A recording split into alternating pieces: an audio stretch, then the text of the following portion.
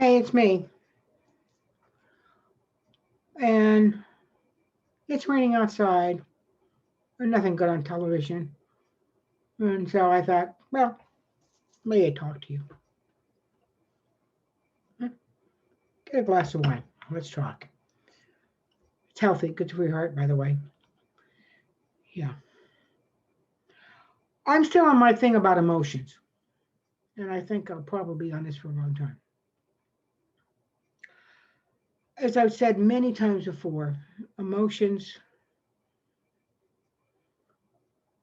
that's how our body, our unconscious mind, communicates with us. It is the hardest thing for us to deal with. It is just so loaded with fears, and we don't know what to do with them, and we avoid them. Most of us spend a great deal of our life trying to stuff, avoid, not deal with our emotions, when in fact it is the pathway, the avenue to our healing. And there's Gabor Mate is a wonderful doctor. And if you're not familiar with him, you need to get up on YouTube and see some of the stuff he talks about. Just an absolutely fantastic teacher. And he opens up new avenues of thinking for all of us. Go there. If you've got problems in your life, you have any kind of addictions, go and up on YouTube and find Gabor Mate. He can really open some doors for you. But emotions. The we go through life trying to avoid them. Maybe we'll allow ourselves to feel happiness and joy. God knows society says that we have to be that way all the time. Well, unfortunately, life isn't like that. We spend a lot of time with the emotions that we're not comfortable with, and we try to avoid those. But emotions, as I keep telling you, are messengers. And if we keep killing the messenger, we're not going to be able to heal our wounds. And I don't care who you are, we all have wounds. Well, once in a while, you find somebody that has a life of grace. I know a couple of those people. I do. Good friend, lovely, lovely man who's lived a life of grace. Oh my God, his IQ is way, way beyond mine. That's for damn sure. But he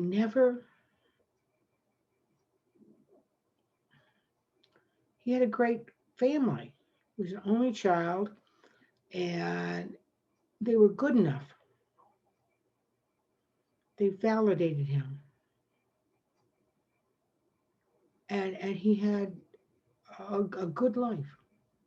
Most of my friends are old. Okay, but he only saw one side of the world, and it's the pain in our lives that teach us. We spend most of our lives. So people tell us, you don't want to feel the bad stuff. You can be happy and you can be joyous. Okay, but sad, angry, all of these things. No, you want to avoid that. You want to avoid that. There are mm, 5, 7 basic feelings, depending on who you're watching. What are they? What the hell are they? Happiness, joy, fear, disgust, surprise. What are the other ones? Close enough. We're not going to have any problem with happiness, joy. Um, no, happiness. We don't have a problem with the good feelings. Nobody tries to get away from those. But the fear, the disgust, where's those damn things? I'm gonna look them up. Surprise, you don't care. Nobody cares about surprise. Sadness, fear, disgust, anger, contempt, and surprise. Okay, surprise and happiness, you're not going to have an issue with. The rest of them, you got an issue with. And we try to get away from those. And there's a lot of them in our life. Yeah. Happiness and surprise rarely cause us any grief. Okay? We can deal with those. So let's eliminate those. Here's the other ones that cause us problems. The human animal, and we are. Yeah. Try to do Stuart. I'm sorry. My eldest son keeps telling me to comb my hair. um, the other ones we try to avoid. We do. But we can't do that because emotions, feelings are messengers. They are how our bodies communicate with us. You look at the human child and the language. They are absolutely dependent for their survival on their caretakers. Horses and other animals, even dogs, it's only a few weeks until they're able to start to take care of themselves. It takes years for the human animal to be able to any attempt at survival. So they are absolutely, totally dependent on their survival by their attachment to their caretakers. And if you're lucky,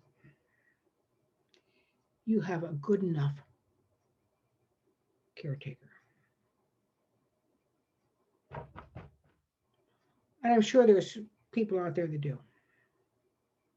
but they don't come to me. And I see the not good enough caretakers. So what happens to the infant? They come into this world and they have no language, nothing. All they do is suck up feelings. And they know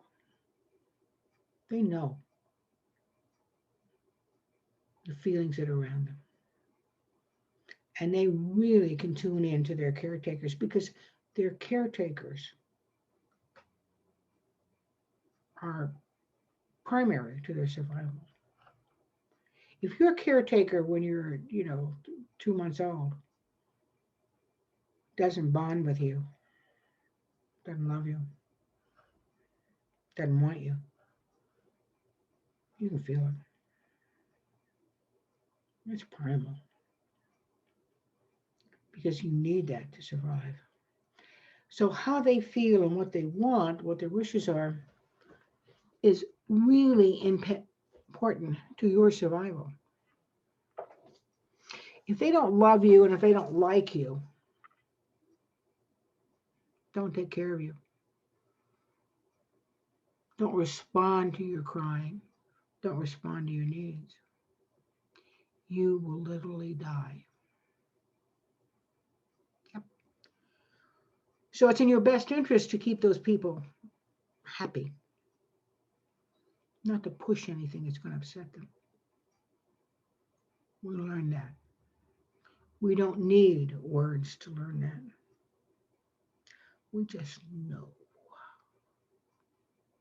We just know. How many times, and hell, I've done it to myself. I have done this to my children, and I publicly apologize for this. It's the way I was brought up. We teach what we know. So, that's a whole new, another story. But how many times have we heard, I'm going to give you something to cry about? You think you got a problem? I'm going to, you want to cry? I'm going to tell you, honey. I'm going to give you something to cry about. How does that make a child feel? You just told him his feelings don't count. Big boys don't cry.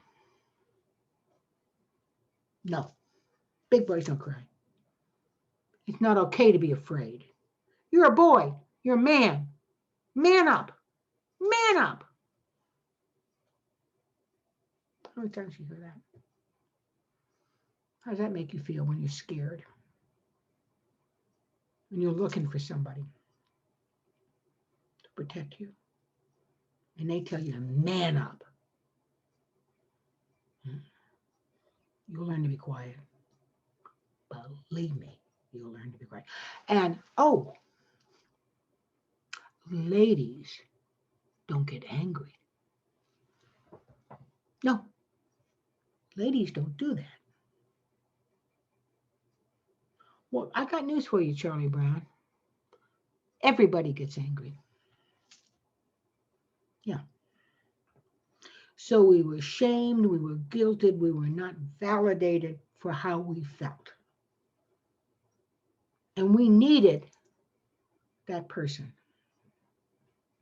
So what did we learn to do? We learned to stuff our emotions. We learned to ignore them because we needed their protection. We did that. So we turned off our emotions because they were too dangerous to work with. We did that. And I'm not blaming, God knows.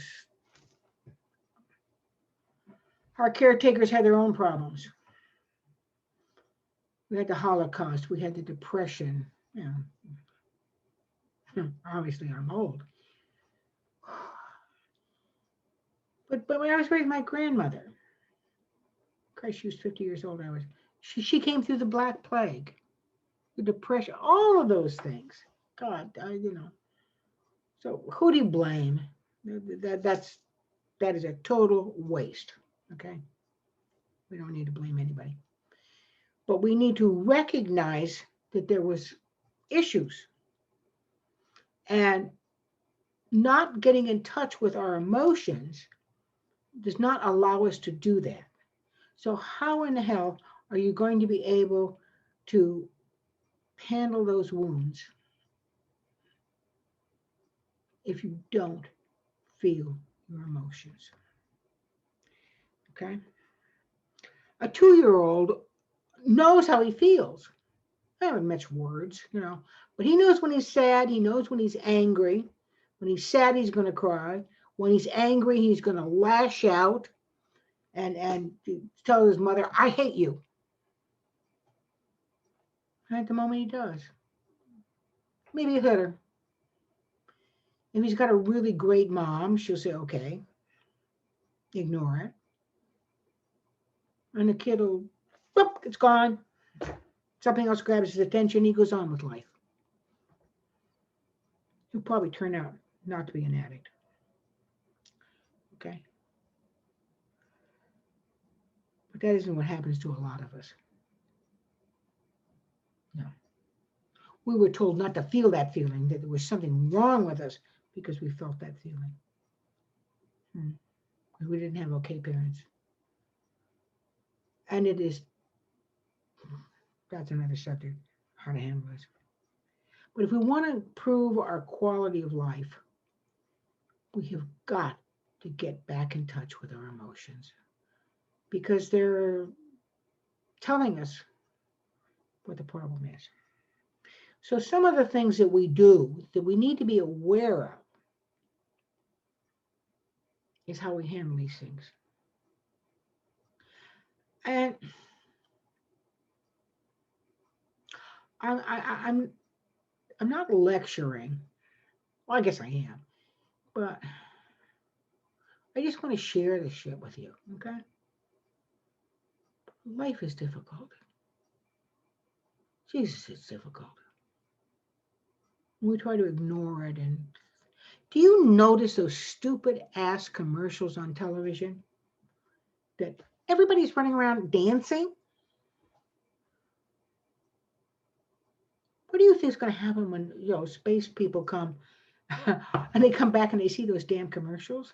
They're going to think we're crazy. Let's everybody be happy because that's the only emotion that you're supposed to be have. No, doesn't work that way. One of my big things I have. So let's look at a couple of these things that keep us from being in touch with our emotions, which are the messengers that will take us to where we can heal ourselves. And we can heal ourselves if we deal with reality. And we're not afraid to feel a little pain. Intellectualizing is one of them. I'm real good at that. Okay. They pay me to intellectualize. But it's getting in your head. So instead of saying, okay, so a situation comes up, and actually I'm feeling hurt. What I'm feeling is hurt, and I'm angry, and I'm really, really angry. So what we tell ourselves is, I'm feeling pissed. That's one of the things we say. Um, and we do that because that's not an emotion, that's a metaphor. And a metaphor keeps us distanced. And certainly sometimes it is a modality that we use in order to help us to deal with anger. I use it all the time. Think about this. If you're really angry and you pull up a situation in your mind that really, really got you angry, then say to yourself, I'm annoyed. John is annoying me. All right? How does that feel? It feels better, doesn't it? And that can be useful. But you still have to go back to the point that John made you angry. Why did John make you angry? See, if you try and change the words, you are not going to be able to get back and follow it back to what the real issue is. Why did John make you feel angry? Anger is an intense emotion. If we follow it back far enough, it's going to take us down to fear. What are you afraid of? And then you can do something about the situation. But as long as you say, oh, I'm just annoyed or I'm pissed, you're putting distance between it, which I get it. But that's not going to help you solve the problem. Okay? may get you through something you don't want to deal with right now, but it's not going to solve the problem because the messenger is anger. Right? We say, well, I'm depressed. This depressed me. Well, guess what? Depression is not an emotion. Depression is a medical terminology. All right? You say, I'm upset. Upset is an idea. It is not an emotion. Right? Get down to the basic emotion because that is telling you where you got the problem. And if you don't deal with the anger, sadness, disgust, whatever that is, you are not going to solve the problem. You're not. Hmm. Yeah. Up to you. Another thing we do is we try to control our emotions. Well, guess what? You can't control your emotions. They're just emotions. You can control your behavior, but you can't control your emotions. You feel what you feel. So then we get mad at ourselves because we can't control our emotions, and then we start punishing ourselves because we're not in control of our emotions. What we need to control is our behavior, and that is something that we can control. But you feel what you feel. And when you get used to feeling what you feel, and you're not afraid of it, and you don't guilt yourself, and you don't shame yourself, then you can use that emotion to get to what the real situation, what the real problem is. And once you do that, it goes away. But when we try to stuff things, we try to ignore them, um, won't go away. It's like saying, there's cockroaches in the kitchen. And I'm just going to ignore that there's cockroaches in the kitchen. Sorry. Those cockroaches just get to be more and more and more. Okay? And that's what happens to us. Can't do it. We're still angry. Doesn't make a difference. If we tell ourselves that I'm annoyed, it doesn't. What the big problem is, what we're doing is when we discount these things, when we ignore them, we're telling our brain that we should fear our emotions. Well, they're a communication system, okay?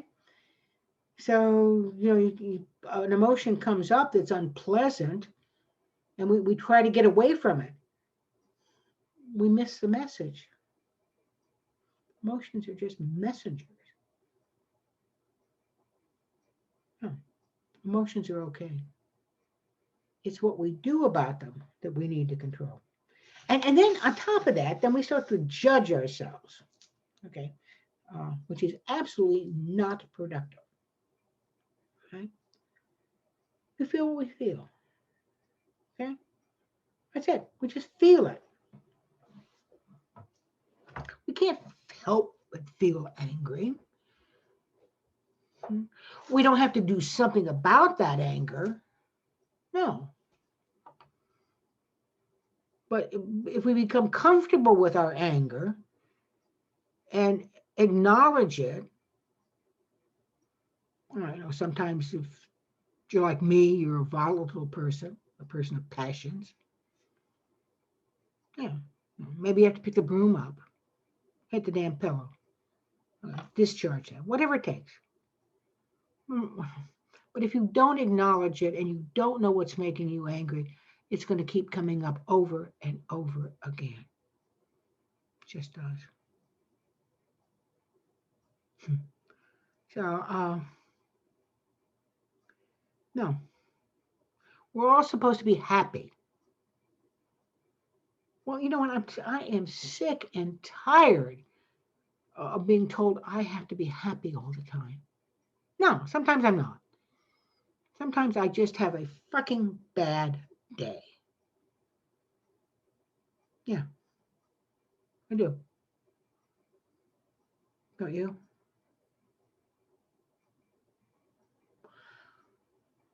You have to allow yourself to feel that.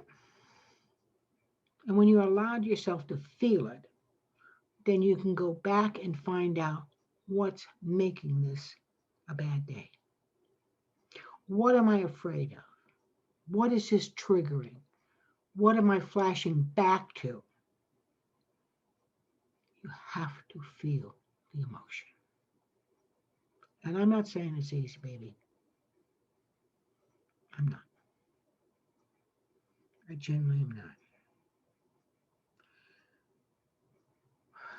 We have to feel those unpleasant emotions and find out what the cause is.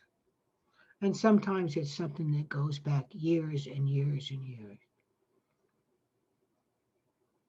But if we don't do that, they're going to keep popping up. You can't kill the messenger, right? And the other thing we do is then we judge ourselves for feeling this way. Oh my God. What kind of person are you that you feel angry? What kind of person are you that you, a client the other day, that was so funny. And we were talking about jealousy. And she'd broken up a relationship with a guy and that she'd had for about 3 months. He was sleeping with her best friend. Betrayal. Betrayal. Okay. And she was trying to tell herself that she was a good woman and she wasn't going to be angry about this or why she did. What? No, no. She was angry. She was hurt. She wanted to throttle the other woman. But her upbringing and whatever said, no, if you're really a good person, you'll forgive this. You have to be a nice person. Bullshit. She was betrayed by her friend. She was betrayed by her lover. He was sleeping with her best friend. Okay? No, you get angry. Who the hell wouldn't? But she kept trying to hold this inside of herself because she wasn't a good enough person. Doesn't mean that she's going to throttle the other woman. No. No, she wouldn't do that. But to tell herself she'd been betrayed, for Christ's sake. No, no. But as soon as we allowed herself to bring that emotion up, hell, she wasn't going to hurt the other woman. No, she's got too many values and things like that. But once she was able to admit, I want to throttle this woman, it's gone. Now she can deal with it. Yeah. Because we feel something doesn't mean we're going to act on it. When we try to push something down all the time, yeah, that becomes a problem. We judge ourselves for the way we feel. We feel what we feel, okay? We're telling us ourselves that we're a bad person. Well, what is that going to accomplish? No. We're a bad person. Well, no, still not a bad person. If we act on it, not if we feel it. She needed to deal with the betrayal. She needed to deal with the rejection. All these things, that the way she felt. What she did most of the time was to drink too much of this because she wasn't willing to deal with the initial pain. Once we dealt with the pain and allowed her to feel that she wanted to throttle this other woman, now she's in a position to learn the lesson and about trust and how the yellow flags, how you protect yourself from the next time because she allowed herself to feel. And she's not going to put herself, well, maybe once or twice, in that same position because now she's learning. She can deal with those emotions, and she can learn about the yellow flags and trust. That's my line. By the way, she's an alcoholic. We can't run away from our emotions. They're going to show up somewhere else because they're trying to tell us something. If we don't deal with our emotions, we can't control our behavior. Okay, simple. And the other problem is in the society that we live in, it's telling us you need to follow your passions. Yeah. Okay. Follow your gut. Well, there's something to be said by that. I am a person of passion. Sure as hell got me in a lot of trouble. And my primal passions may be saying to me, oh, you want to jump in bed with that really gorgeous, fantastic looking man. Huh? Oh. And yeah, we're in body. We're in body. That's one of our primal emotions. Okay. Nothing wrong with that. But my values and my experience tells me that's not a good idea. Not a good idea. Because there's consequences to your behavior. But when you avoid your emotions and you just go along with, oh, God, feels great to jump in bed with this stud, or female, or whatever. No, most of my people are watching this are female. Yeah, but we know there's consequences to that behavior. So our values and our emotions have to be together. And that's part of being an adult. But when you allow yourself to deal with your emotions and you're not afraid of them, and you say, boy, that's really something that I want. I really want to buy that Maserati. You know, I prefer jumping in bed with the guy, but as opposed to Maserati. But whatever it is that within context works with my values. But because I'm not afraid of my emotions and I'll deal with them, I can make that comparison. And I'll make the right choice. Because I have to live with my values. Okay. You know, you have to learn to override your emotions sometimes. Because there's consequences because they initiate behavior. And that's okay. We can learn to do that. But if we keep trying to avoid them and we use whatever our drug of choice is to do that, we're not going to get anywhere. No, we're not going to do that. We have to make conscious choices. But you can't make conscious choices if you are not in touch with your emotions. If we're detached from ourselves, we're not going to get anywhere. We got this empty hole in our abdomen. We don't know why. It's because we're not in touch with our emotions. We don't know who we are. And we try to get rid of our pain because through whatever our drug of choice is. Mine's a banana split. But the really sorrowful thing is when we try not to deal with our pain and we cut off our feelings.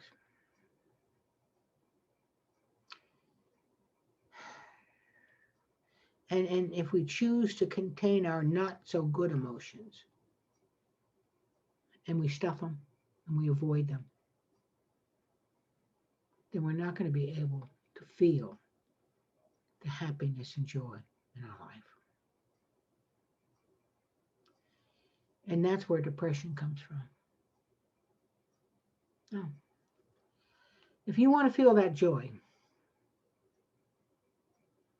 you really want to feel your joy, that absolute ecstasy of being able to have an intimate relationship with another human being. You have to feel your pain.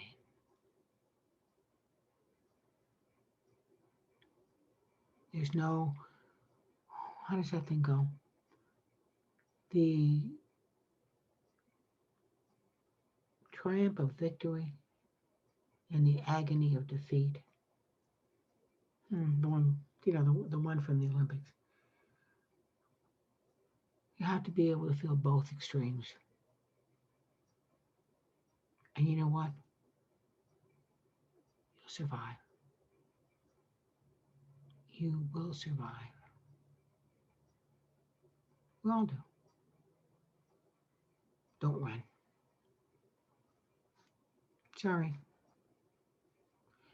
You can't run from yourself. Can't do it. But it's worth it. It's really worth it.